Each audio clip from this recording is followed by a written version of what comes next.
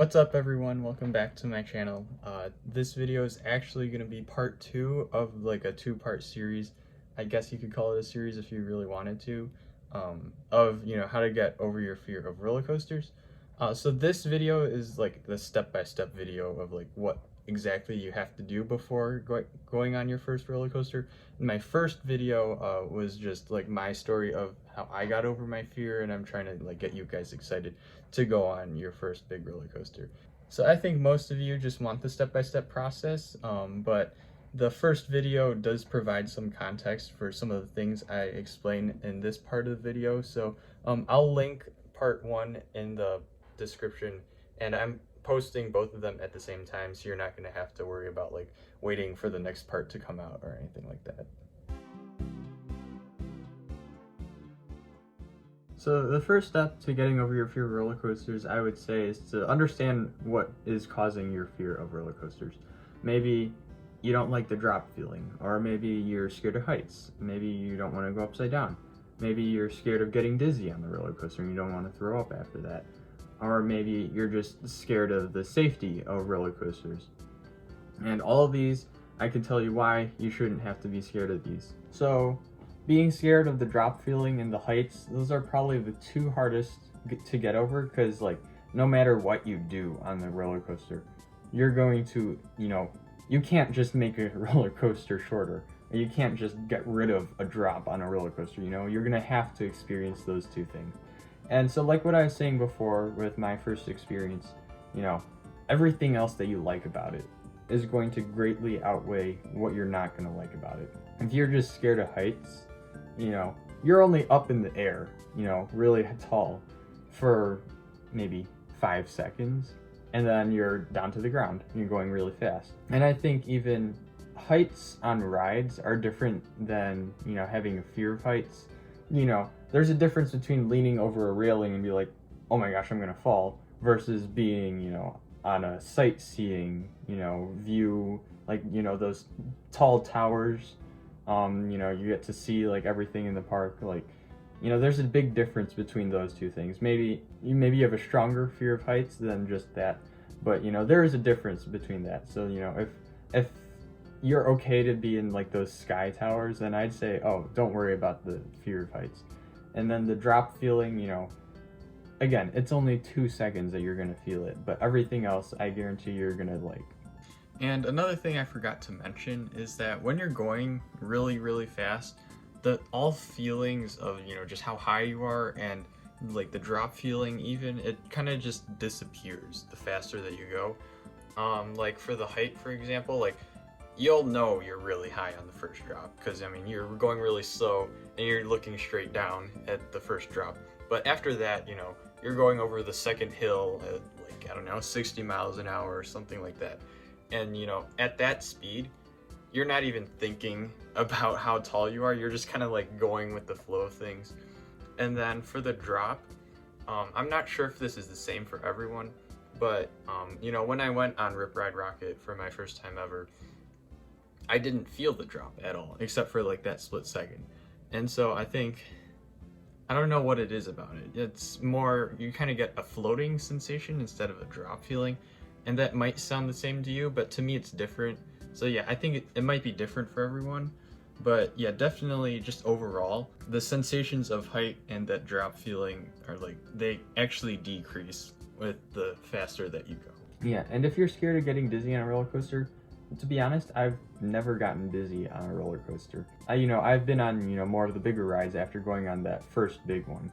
And, none of those I've never gotten dizzy on. Like, maybe you think going upside down and like swirling a lot will make you dizzy. Like, it doesn't. And I know it's different for everyone. I'm not one that really gets car sick or anything, but even my friends who are, a little more prone to getting car sick or something, they'll just take like Dramamine and they'll be fine like the whole day. I think the only time you'd really get dizzy are on spinny rides, which like, yeah, a spinny ride would make me dizzy. So yeah, just if you're worried about dizzy, just stay away from those. But I think you should be fine on a roller coaster. That leads me to the other one. Maybe you're scared of going upside down. Usually when you go in a loop and stuff, you're getting pinned down to your seat. You're not feeling like you're gonna fall out. Like here, it's physics. It's like the centripetal force. Let me get a string. So you have to remember that when you're going in a circle, there's a force pushing in and a force pushing out. I'm trying not to get too technical about it. So when you're going in a circle, you have a force that's pushing outwards, and so that you're that force being pushed outwards, and outwards happens to be your seat. So you're getting pushed into your seat. You're not falling out of your seat when you go upside down. Okay, this is future me again. I just thought of another thing I could show you. Yeah, so I have a hanger right here, right? Yeah, and I'm wearing white, so hold on, let me get another one. All right, this one you can see a little better. Okay, so if I put the hanger like this, right, and I just let go of it, it's gonna fall. But if I spin it, hold on, okay, then it's still going upside down, but it's staying on my finger, and that's because of the forces of the circle. The circle is going in a circle is pushing you up into your seat when you're upside down. Anyways, when you go upside down, you don't feel like you're upside down. You just feel like you're getting pinned into your seat. You're not gonna fall out. Now, there are some roller coasters that you do feel like you're gonna fall out when you go upside down, or even when you just go over a hill, you're gonna fall out. But those are like even more intense roller coasters. So try not to think about that. Once you do realize you like roller coasters, then you can think about falling out of your seat. But just in general, when you go in a loop and stuff, you're not gonna fall out of your seat. You don't feel like you're gonna fall out of your seat. And lastly, if you're worried about safety, I think that's the last thing you should actually be worried about is safety, because roller coasters and amusement rides in general, like, they are designed to be super, super safe. Like, they're designed with safety in mind. You're supposed to be safe before even being on the roller coaster. Or like, a roller coaster designer thinks about the safety before even thinking about the roller coaster, if that makes any sense. I don't want to get too in-depth with this because I know there's a bunch of other videos that explain this, and there's a bunch of things I could explain, but and also I think it's just really neat once you actually look up, why doesn't a train fall off why doesn't a roller coaster fall off the tracks? Like, it's actually neat, like, if you're like the engineering type of person, like, to understand why things are the way they are. But there are so many safety mechanisms in place. Roller coasters are safe. Like, that's just the bottom line. If there's anything that could go wrong, it would be with the ride operators. But even then, if the ride operators mess up, then the computer system for the roller coaster will catch them, and so you'll be safe either way. Oh, another thing is to think about.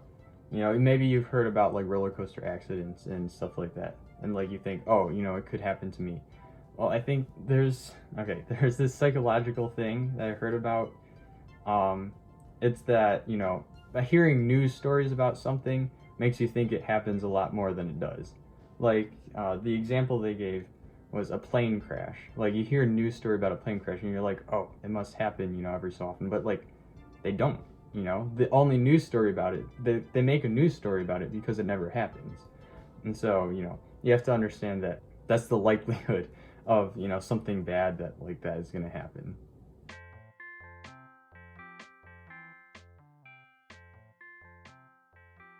So the second step to getting over your fear of roller coaster, I would say, is to know what you're getting on.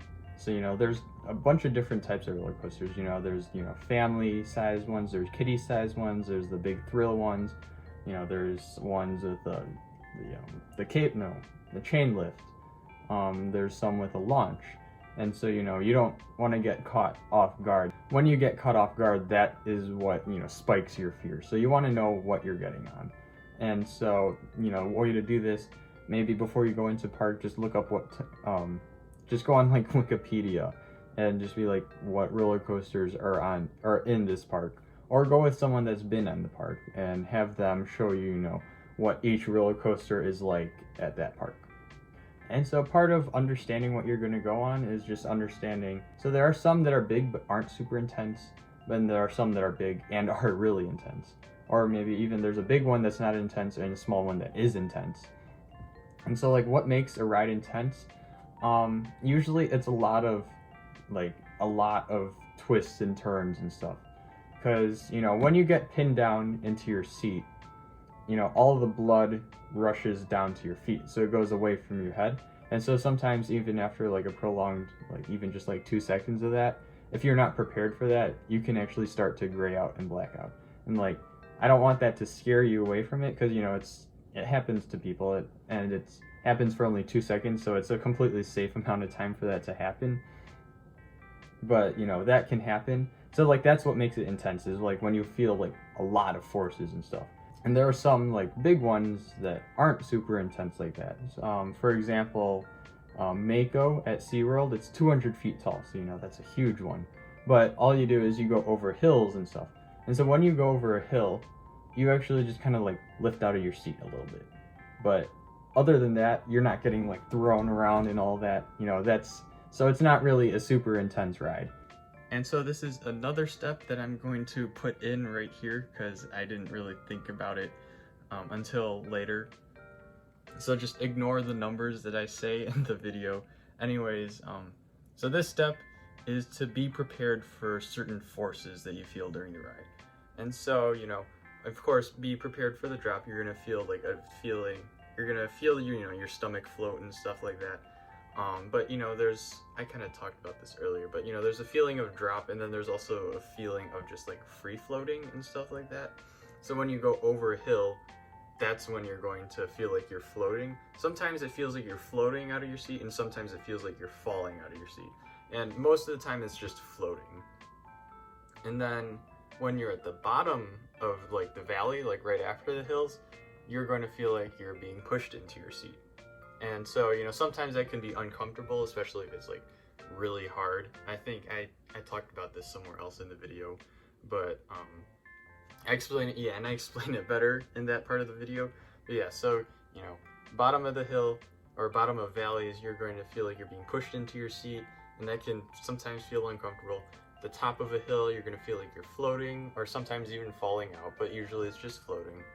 And on launches, you're going to be pushed back on your seat. So you just kind of think of, a car accelerating really fast. And the third step, I would say, is to start small and then work your way up to the big ones. And so, there are a lot of parks, that, a theme park, to be a good theme park, to run a good business, you have to market to all of them. So a lot of parks will have small ones and big ones. So, start with the small ones, work your way up to the big ones. And like, as you do that, be wary of like whether it's a launch or, be wary of how intense it is. Yeah, so start small. And I would even say, avoid the launches until you get a feel for, what the roller coaster is going to be like. And then, once you get that feel for roller coasters, then you can go on the launch. Yeah, so all in all, start small, work your way up to the big ones. And the fourth step would be to try and keep your nerves in check. And I know this is a lot easier said than done, but it is important. You don't want to be like super, super nervous and you're like all tensed up before going on a roller coaster, because it's going to make it feel a lot worse. Just try and stay as calm as you can. While you're in line, you're going to see the roller coaster go by. When you see that, you shouldn't think about, oh my gosh, that looks really scary. Maybe think about, oh my gosh, it looks kind of scary, but it also looks like it's kind of fun. Or, they go really fast, Try and think the positive thoughts, And I do know it's a lot easier said than done, but, that's your goal, is to try and avoid being super nervous before getting on the ride. Another thing that actually helps, say you're like next up in line and you're about to get on, you see the people before you get off, and you'll see every single person on that roller coaster, like, they have like the biggest smiles on their faces. Like it kind of sounds cliche, I guess, kind of, but like it really is.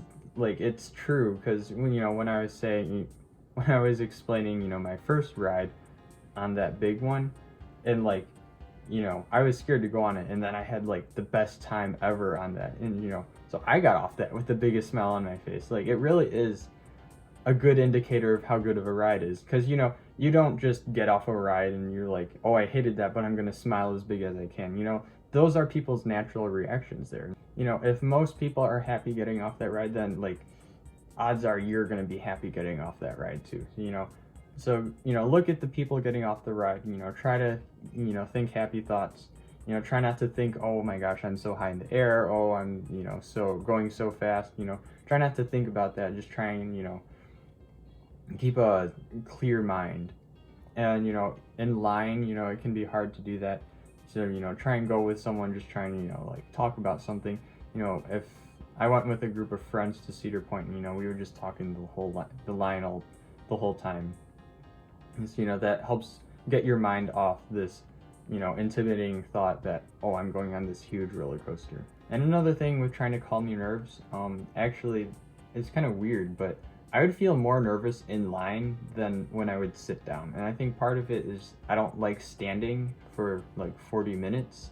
And so once you finally get to sit down, you're just like, oh, I get to sit down. And so it's kind of weird. Maybe that'll work for you, maybe it won't. But I just thought I would throw that out there.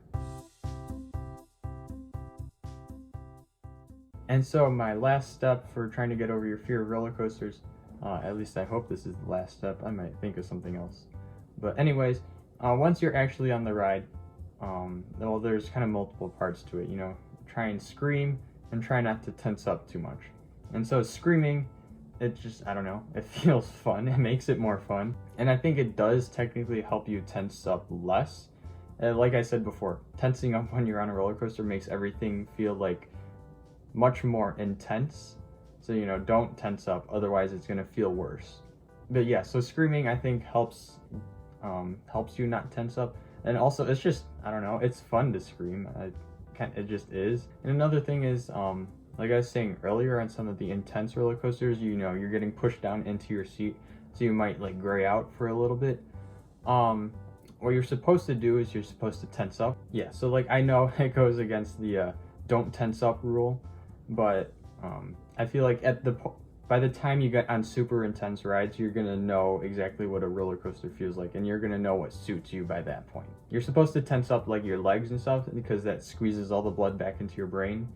If just look it up, it's like fighter pilot stuff, because fighter pilots experience like high G-forces and stuff.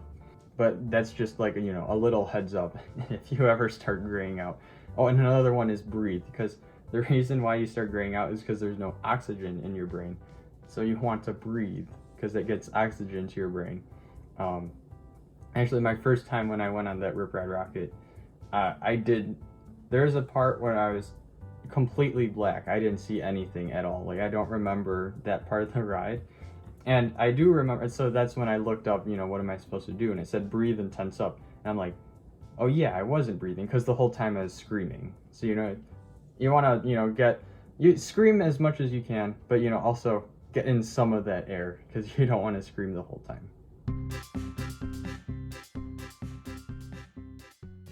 And as I did call it earlier, I did think of another last step. This step is after you get off the ride. So maybe, hopefully you did like it, and hopefully you had so much fun on that roller coaster. But even if you didn't, say you didn't like the roller coaster, you get to say that you went on that roller coaster. You at least tried something, this tall 300, 400 foot thing, to be able to say that you did that, you should just, give yourself a pat on the back. Even if you didn't like it, you did it, and that's something to be proud of. And like before I went on Rip Ride Rocket for the first time, what my dad was saying, he was just saying, YOLO, you only live once, you gotta try it at some point. And I did, and now I want to go on every single roller coaster in the world. So, and maybe that will be you too. So that will be the end of the video today. Thank you guys so much for watching. I hope it was really helpful for you guys. Let me know down in the comments if there's anything I could clarify, or also just let me know if this did help you guys get over your fear of roller coasters. And consider subscribing, because I will be putting out some more like roller coaster-y vacation type of videos. I'm not going on vacation anytime soon, but I was just gonna make videos about like Universal and Cedar Point and all of that. And I also am gonna be moving into college in like a week, so I might get a mix of both things in there. So consider subscribing. Let me know the stuff in the comments that I said earlier, because I'm just rambling at this point. Yeah, and I will see you guys later.